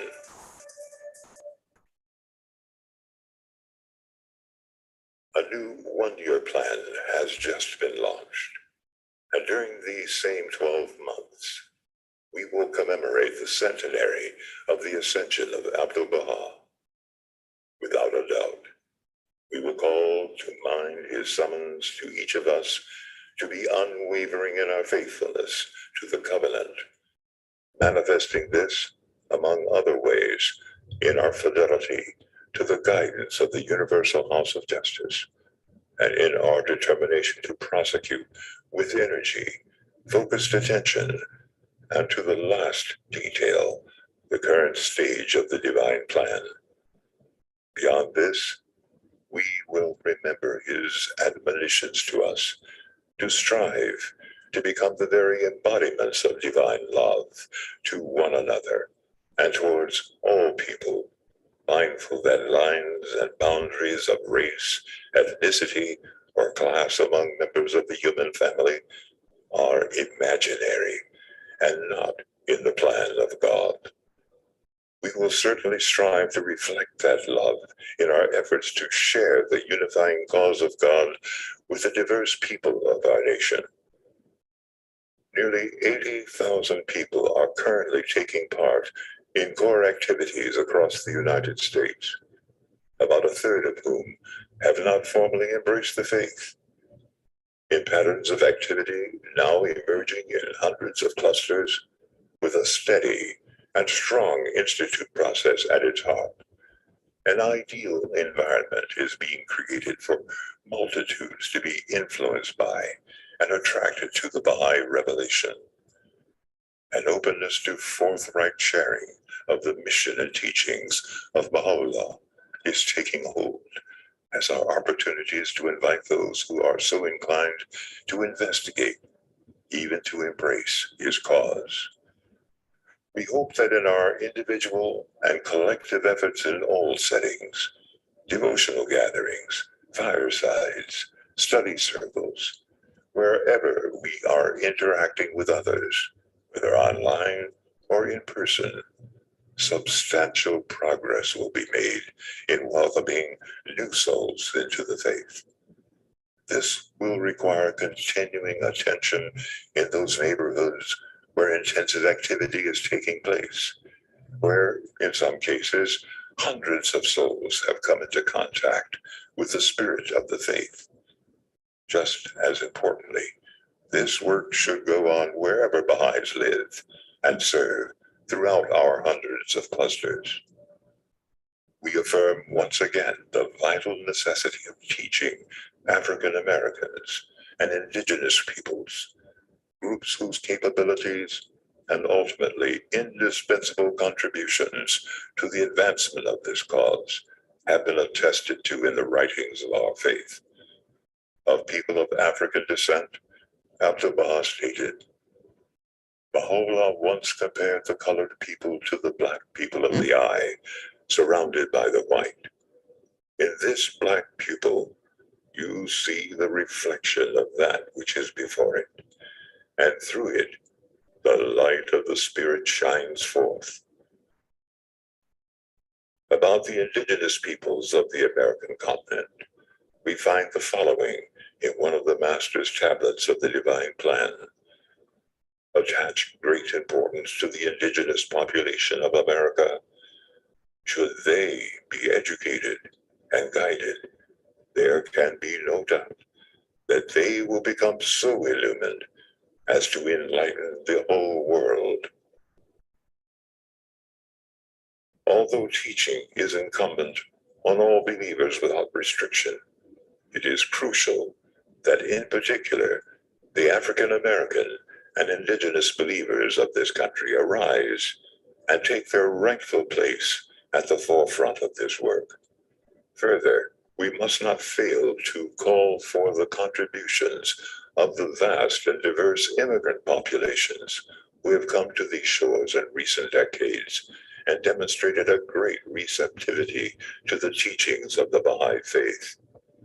The services of these souls, together with their African American and indigenous brothers and sisters, will be instrumental to the growth and development of a truly just, inclusive, and unified society in this land. Their success will depend in part on the loving encouragement they initially receive from their fellow believers, as well as from the institutions of the faith at every level. We recall the statement of the beloved guardian in the advent of divine justice, as relevant today as when it was first penned more than 80 years ago. No more laudable meritorious service can be rendered the cause of God at the present hour than a successful effort to enhance the diversity of the members of the American Baha'i community by swelling the ranks of the faith through the enrollment of the members of these races. A blending of these highly differentiated elements of the human race, harmoniously interwoven into the fabric of an all-embracing Baha'i fraternity and assimilated through the dynamic processes of the divinely appointed administrative order, and contributing each its share to the enrichment and glory of Baha'i community life, is surely an achievement the contemplation of which must warm and thrill every Baha'i heart.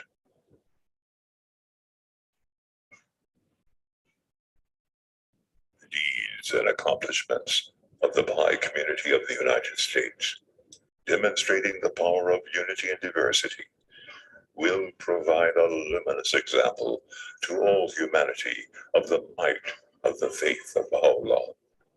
Observers will be sure to realize that if his teachings are capable of quelling the contention and reconciling the divisiveness and fragmentation of the American people, they must surely have the power to unite the entire world.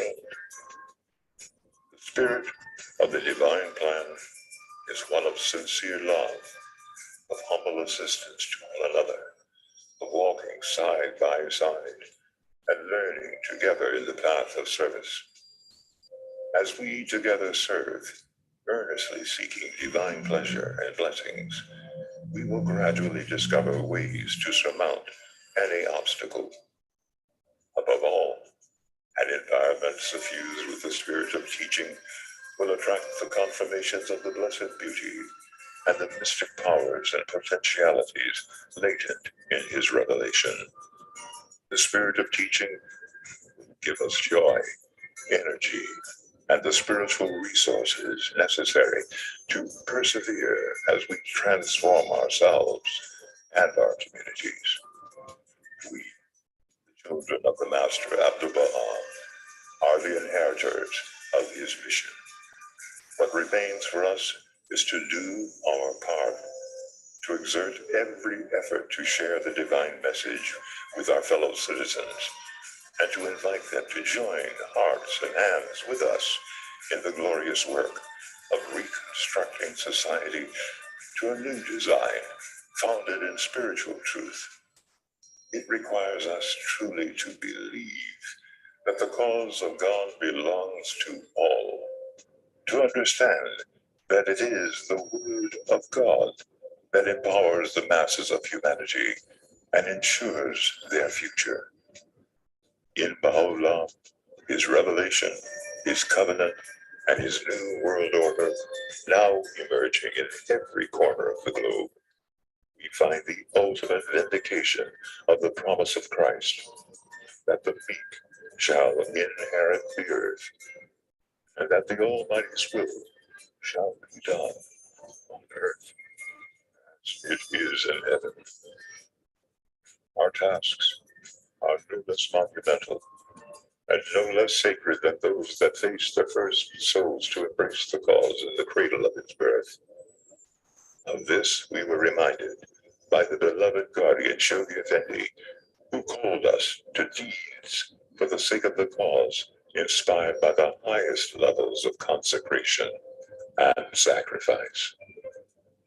The community of the organized promoters of the faith of Allah in the American continent, the spiritual descendants of the dawnbreakers of an heroic age, who by their death proclaimed the birth of that faith, must in turn usher in, not by their death, but through living sacrifice, that promised world order, the shell ordained to enshrine that priceless jewel, the world civilization of which the faith itself is the sole begetter.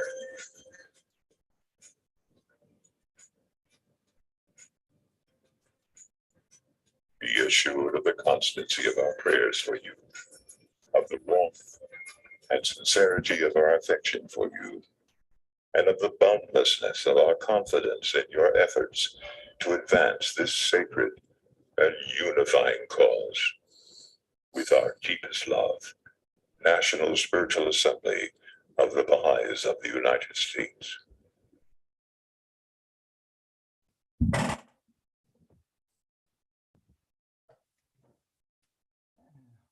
Incredible message and beautiful video. I wanted to share it all because how can you not share all those visual imageries of such beauty? I just wanted to highlight before we close for today on the extract from that message that we just heard from the National Spiritual Assembly, June 3rd, message 2021.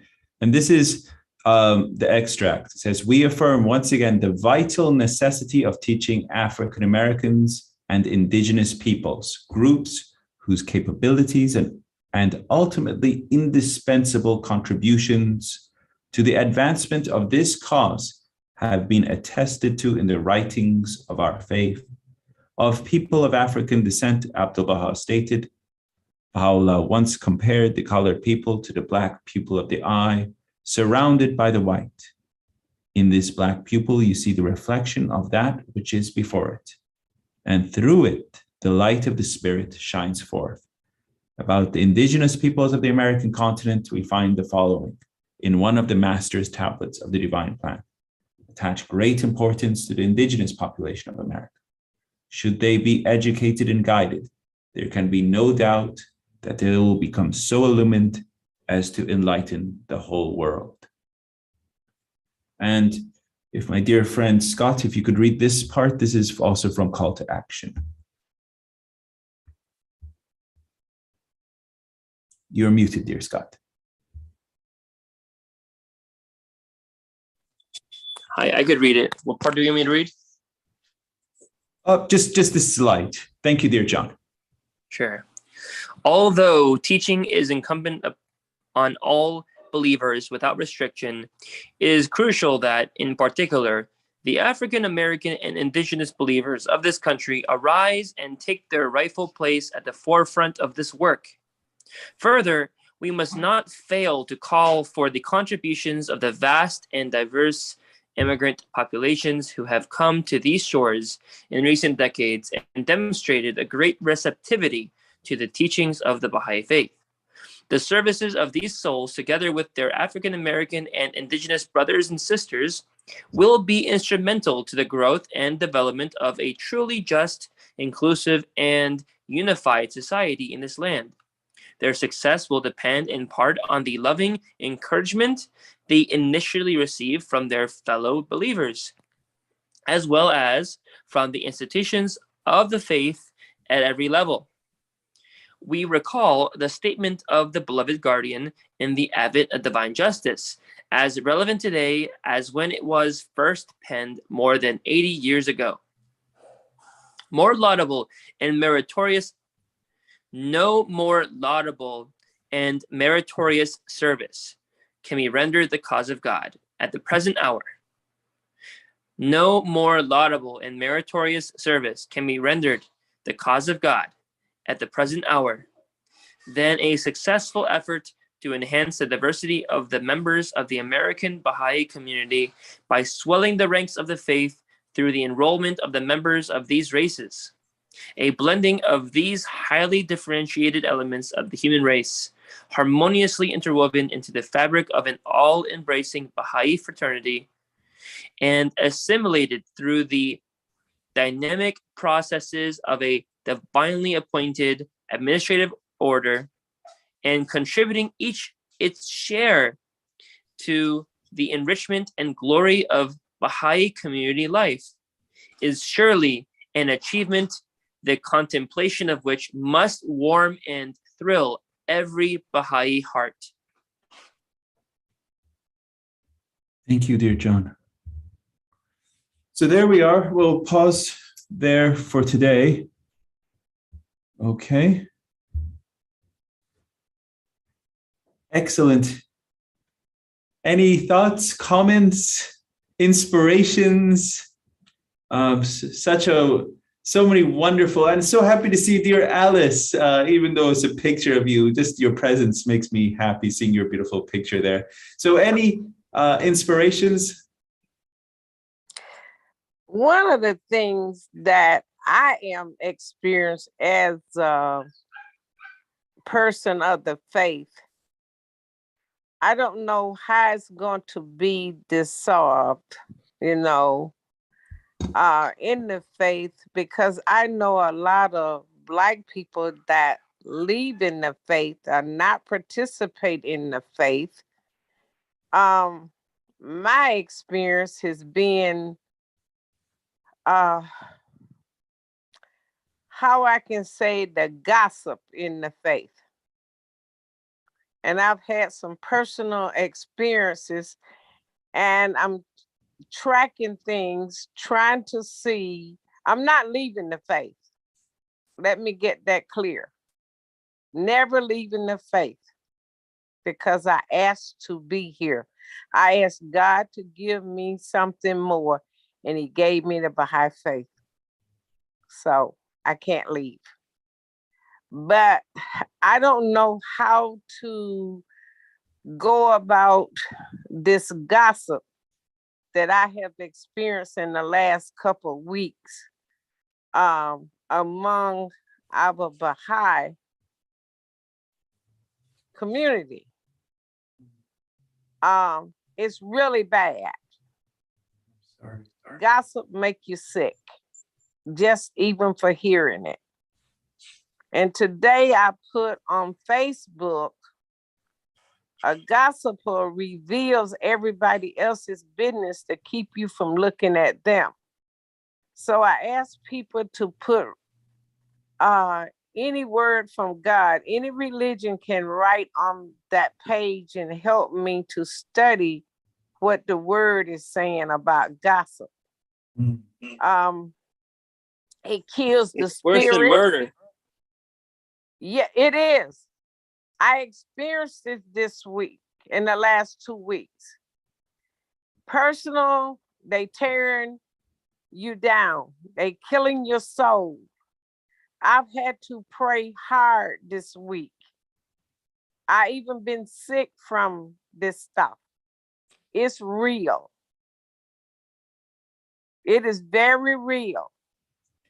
That is killing the faith. It's killing our faith.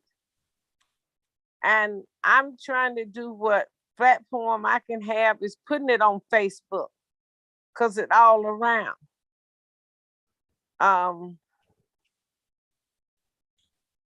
was just sick from it. And yesterday it took me all day to pray to feel as well as I'm feeling today. From this, I'm being cut down through the gossip of other people in the faith. But I know if I write to Universal House of Justice, if I write to National, I know they're going to tell me to pray. Sure. And to do pray. So I'm just praying, putting it out there. So maybe people will read how bad gossip is. Sure. Gossip is cruel than the grave.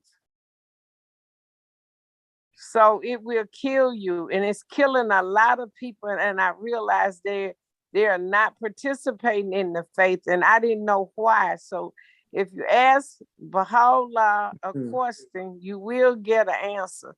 But I didn't want the answer this way, but it's there. Well, Alice, there's some quotes that I'd like to share with you that you asked for. One of the quotes from Baha'u'llah in the Kitab-i-Iran says, "Backbiting quencheth the light of the heart and extinguisheth the life of the soul." Yes.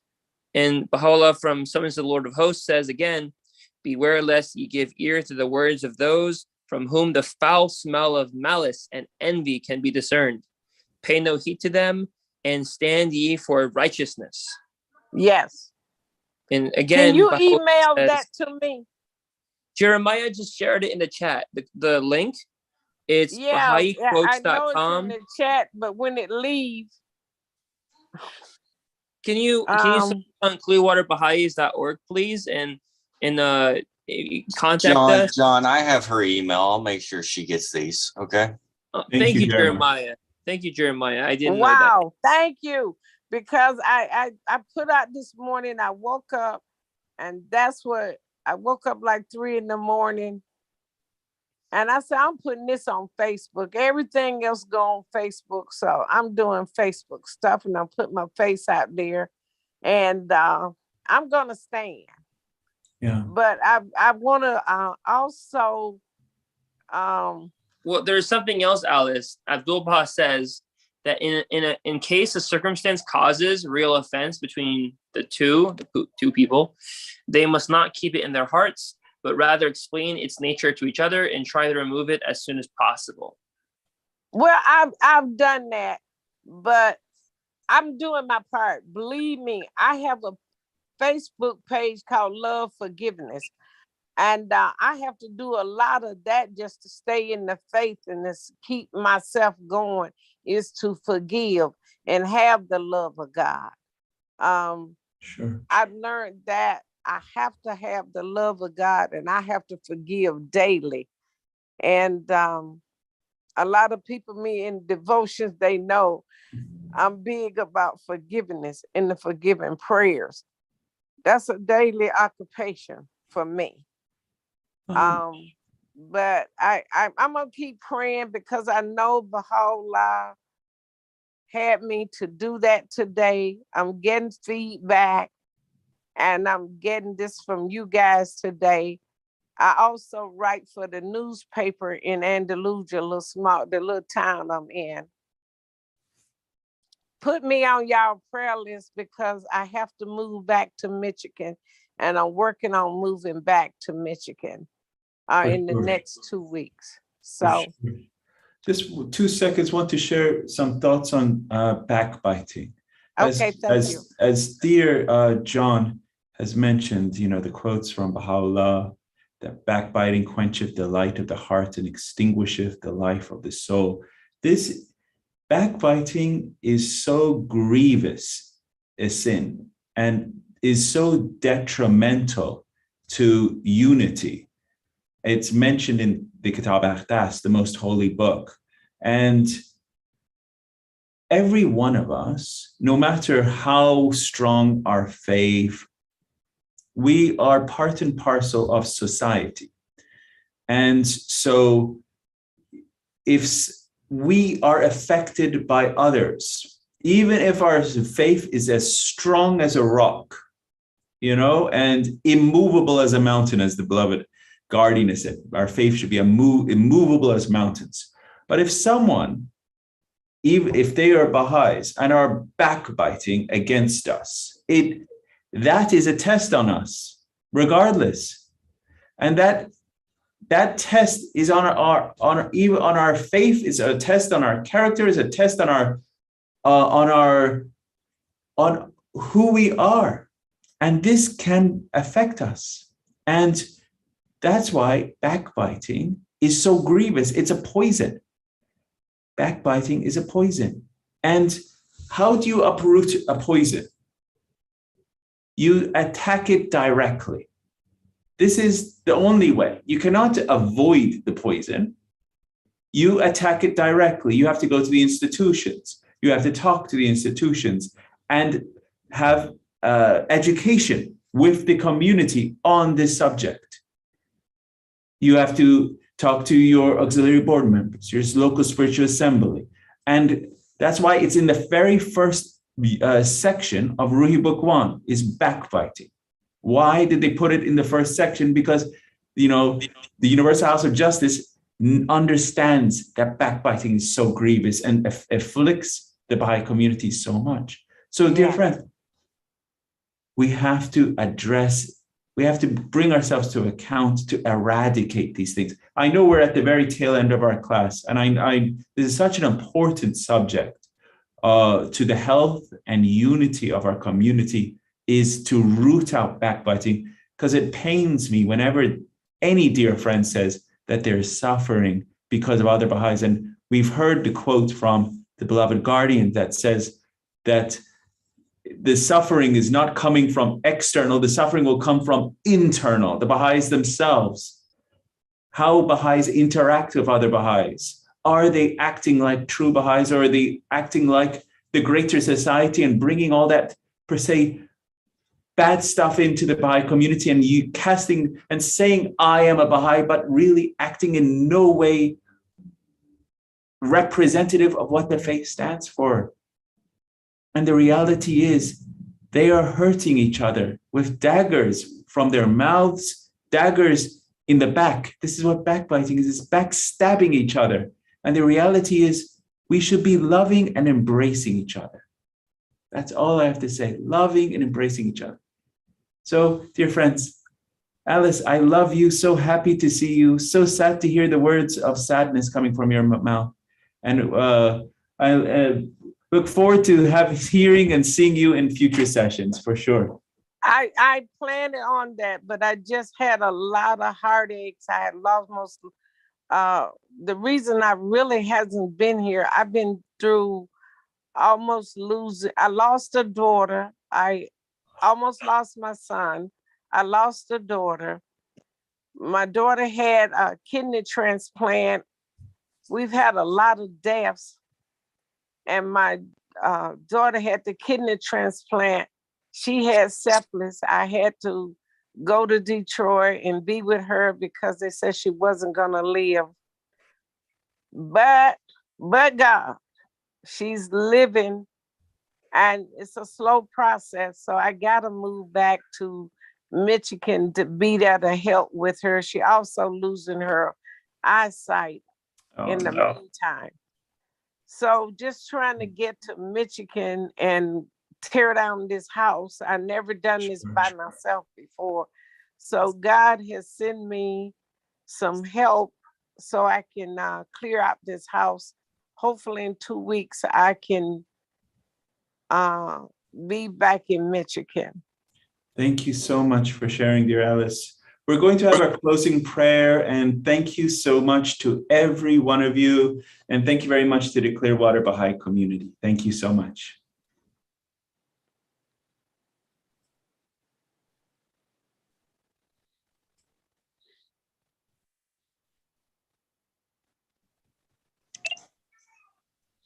O my God, thou seest me in my lowliness and weakness, occupied with the greatest undertaking, determined to raise thy word among the masses and to spread thy teachings among thy peoples. How can I succeed unless thou assist me with the breath of the Holy Spirit? Help me to triumph by the hosts of thy glorious kingdom and shower upon me thy confirmations, which alone can change a gnat into an eagle, a drop of water into rivers and seas, and an atom into lights and suns. O my Lord, assist me with thy triumphant and effective might, so that my tongue may utter thy praises and attributes among all people, and my soul overflow with the wine of thy love and knowledge. Thou art the omnipotent and the doer of whatsoever thou willest.